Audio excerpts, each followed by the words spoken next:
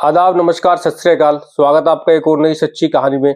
आज की जो सच्ची कहानी मैं आपको सुनाने जा रहा हूँ ये है 5 जून 2003 को महाराष्ट्र के पास नासिक की।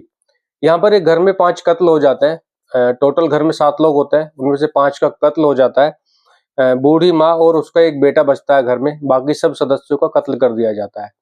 बात पुलिस तक पहुंचती है, पुलिस आती है, पुलिस इन्वेस्टिगेट करती है, मोहल्ले में आसपास के लोगों से पूछताछ करती है और पुलिस को वहां पर कोई सुराग नहीं मिलता है क्राइम सीन से। इसके बाद पुलिस जो आसपास के जो चोर उचक्के होते हैं, गुंडे बदमाश लोग होते हैं, उनका पूरा डेटा निकालती है। वहां से 100 किलोमीटर दूर के दायरे में सभी लोगों को उनके फोटोग्राफ्स जो नामी बदमाश होते हैं उनके फोटोग्राफ्स एक एल्बम में कलेक्ट करती है और उसके बाद पुलिस उसकी माँ को और उसके बेटे को दिखाती है। देखते रहते हैं, पूरी एल्बम देख लेते हैं। उनमें से इसकी माँ और ये बेटा 4 लोगों की शिनाख्त करते हैं कि यही लोग थे 4 जिन्होंने आकर उस रात हमला किया और 5 लोगों का कत्ल किया। उसकी माँ भी उन्हीं 4 लोगों को पहचानती है और उसका बेटा भी उन्हीं 4 लोगों को पहचानता है।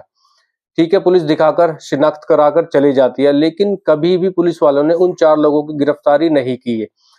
क्यों नहीं की, इसका कोई जवाब नहीं मिला, पुलिस वालों ने भी नहीं बताया। आगे मैं स्टोरी में बताऊंगा कि पूरी कहानी किस तरीके से है।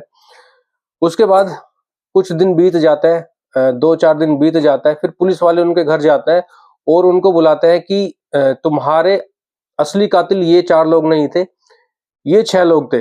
असल में पुलिस वाले जो होते हैं वहां से 300 किलोमीटर दूर एक गांव में जाते हैं और वहां से 6 लोगों को, गरीब परिवार होता है, गरीब आदमी होते हैं, रोज की दिहाड़ी मजदूरी करने वाले 6 लोग होते हैं, वहां से 6 लोगों को उठाकर ले आते हैं और उनको दिखाते हैं कि इन 6 लोगों ने कत्ल किया है। इतने कॉन्फिडेंस से बोलता है तो वो उसकी माँ और उसका जो बेटा होता है वो भी हामी भर देते हैं कि इन्होंने ही कत्ल किया है।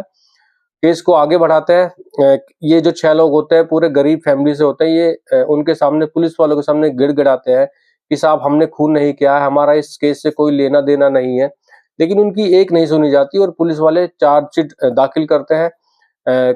मामला कोर्ट में जाता है। कोर्ट में जाने के बाद में जून 2006 में पुणे की जो लोअर कोर्ट होती है, इनको यानी कि 2003 से 2006 तक 3 साल इनका केस चलता है और 3 साल के बाद में लोअर कोर्ट इनको 6 के 6 को सजाए मौत की सजा सुना देती है।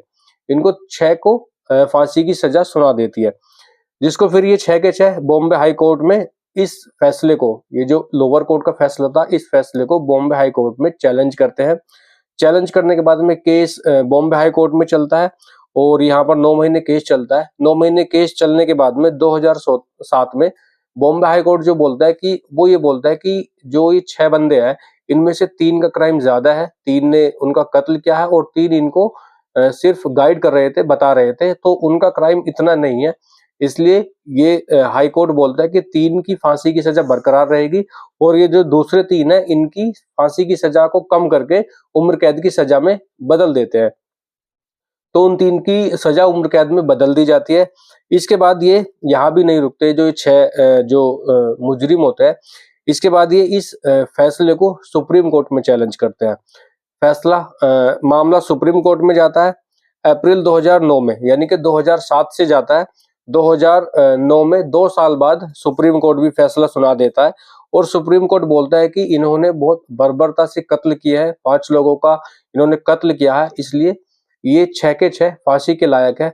इनमें से जो 3 की सजा फांसी से उम्र कैद कर दी गई थी उसको भी बदलकर सुप्रीम कोर्ट फांसी की सजा में ही तब्दील कर देता है। अब इन 6 के पास कोई भी सहारा नहीं था, क्योंकि देश के तीनों कोर्ट से इनको सजाए मौत मिल चुकी थी। अब सिर्फ इनको इंतजार था अपनी मौत का। ये इस साए में जी रहे थे कि कभी भी इनकी जिंदगी खत्म हो सकती है। रात को जब ये सोते थे तो इनको नींद नहीं आती थी। जैसे ये बताते हैं कि हमें ये लगता था कि हमारी कौन सी रात आखिरी रात हो जाएगी, क्योंकि फांसी की सजा इनको सुना दी गई थी। सिर्फ और सिर्फ डेथ वारंट का इंतजार था कि कब डेथ वारंट आ जाए और कब इनको फांसी पर चढ़ा दिया जाए। इसके बाद तीनों 6 के 6 ये एक बॉम्बे की एनजीओ में जाते हैं। एनजीओ से मदद मांगते हैं। एक एनजीओ होता है वहां पे जो कानूनी मदद देते हैं। एनजीओ इनका केस पढ़ता है। पूरा केस पढ़ने के बाद में एनजीओ बोलता है कि ये तो सरासर गलत फैसला है, आपको फांसी नहीं होनी चाहिए। और फिर एनजीओ इनके जो केस होता है वो वापस से रिव्यू पिटीशन डालते हैं सुप्रीम कोर्ट में। सुप्रीम कोर्ट रिव्यू पिटीशन दाखिल कर लेता है और 2009 से 2018 तक रिव्यू पिटीशन दाखिल करने के बाद में 2018 से शुरू होती है सुनवाई, यानी कि 9 साल ऐसे बीत जाते हैं और 2003 में ये केस होता है। यानी कि पूरे 15 साल ये 6 बंदे मौत के साए के अंदर जिए। इनको ये नहीं पता था 15 साल में कि कब ये मर जाए, कब इनकी फांसी हो जाए। 15 साल बिल्कुल इस डर के साए में ये जीते हैं। रिव्यू पिटीशन दाखिल होती है, 2018 से सुनवाई शुरू होती है। वहां पर बताया जाता है कि माँ और बेटे को भी बुलाया जाता है कि जब तुमने उन 4 लोगों की शिनाख्त की थी, उनको पहचाना था एल्बम में, तो उन लोगों की गिरफ्तारी क्यों नहीं हुई? कोर्ट उनसे पूछता है, सुप्रीम कोर्ट से सुप्रीम कोर्ट उन माँ और बेटे से पूछता है कि उनको उनकी गिरफ्तारी क्यों नहीं हुई।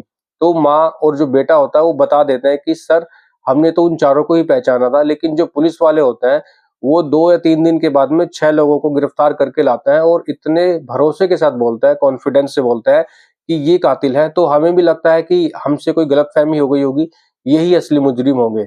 और जब पुलिस वालों से पूछा जाता है कि उन चारों की गिरफ्तारी क्यों नहीं की, तो पुलिस वालों पर कोई जवाब नहीं होता इस बात का। वो अगल बगल देखने लगता है, वो कोई भी ठोस सबूत सुप्रीम कोर्ट को नहीं देते उनका। और वो जो 6 लोग होते हैं उनको गिरफ्तार करने का भी कोई ठोस सबूत नहीं दिया जाता। उनको बताया जाता है, पुलिस वाले बताते हैं कि साहब ये वहां पे दिहाड़ी मजदूरी करते थे और उस दिन ये घर पर नहीं थे, इस बेस पर हमने उनको गिरफ्तार किया और वहां से 300 किलोमीटर दूर गिरफ्तार करके लेकर ये आए, जिसका कोई ठोस सबूत नहीं था। तो पुलिस वाले भी फेल हो जाते हैं अपनी सफाई देने में और माँ बेटा भी बता देते हैं कि हमसे कोई गलतफहमी हो गई होगी उन चारों को पहचानने में।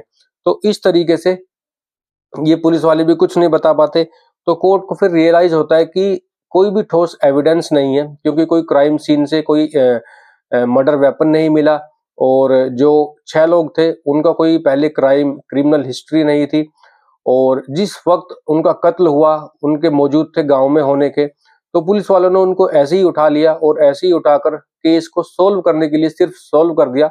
असल में उसकी कोई छानबीन नहीं करी, कुछ उन्होंने सबूत इकट्ठा नहीं करे और बस उनको उठाकर कोर्ट में पेश कर दिया, क्योंकि सारे सबूत उनके खिलाफ बना दिए गए थे। इसलिए लोअर कोर्ट और हाई कोर्ट और यहाँ तक कि सुप्रीम कोर्ट भी उनको फांसी की सजा सुना देता है। लेकिन बाद में जब ये एनजीओ वापस से रिव्यू पिटीशन दाखिल करता है, बाद में जब अच्छे से छानबीन की जाती है, तो सुप्रीम कोर्ट को रियलाइज हो जाता है कि ये 6 के 6 बेगुनाह है, बेकसूर है, इनके खिलाफ कोई भी सबूत ठोस नहीं है, कोई भी पुख्ता सबूत नहीं है। तो सुप्रीम कोर्ट बोलता है कि 15 साल हो गए, 15 साल अब हम इनकी जिंदगी वापस तो लौटा नहीं सकते, लेकिन हम इनको इतना कर सकते हैं कि अब इनको रिहा कर सकते हैं। और सुप्रीम कोर्ट उनको जब एनजीओ रिव्यू पिटीशन दाखिल करता है उसके बाद उनको रिहा करता है और महाराष्ट्र की सरकार से भी बोलता है कि इनको 6 को 5 लाख रुपए का मुआवजा, और जब तक इनकी जिंदगी वापस से पटरी पर नहीं आ जाती, क्योंकि 15 साल बाद जिंदगी बदल गई थी। वहां जो उनके आसपास के लोग थे उनके बच्चों से सही से बात नहीं करते थे, बोलते थे कि ये मुजरिम के बच्चे हैं और उनका घर बार भी तोड़ दिया गया था। तो उनकी जिंदगी जब तक पटरी पर ना आए, वहां की गवर्नमेंट से बोला कि इनको 6 के 6 को 2600 रुपए महीना भत्ता भी दिया जाए और 5 लाख रुपए एक मुश्त की राशि भी इनको दी जाए। तो ये थी आज की कहानी। आज की कहानी में आपको क्या लगता है कि पुलिस वालों की गलती थी? उन्होंने केस को सोल्व करने के लिए ही सिर्फ सोल्व कर दिया। असली जो कातिल है वो आज भी बाहर आजाद घूम रहे हैं और जो बेचारे बेकसूर थे, जो 6 लोग मेहनत मजदूरी करके अपना घर चलाते थे, उनकी लाइफ के 15 साल उन्होंने खराब कर दिए और वो इसी डर में जीते रहे कि कब हमारी मौत हो जाएगी। तो इसमें आपको क्या लगता है? कमेंट में मुझे बताइए, पुलिस वालों ने अपना काम सही से किया या नहीं किया। आज के लिए इतना ही, मिलता हूं मैं आपसे अगली किसी और सच्ची कहानी में। तब तक के लिए अपना और अपनों का ख्याल रखिए। जय हिंद, जय भारत।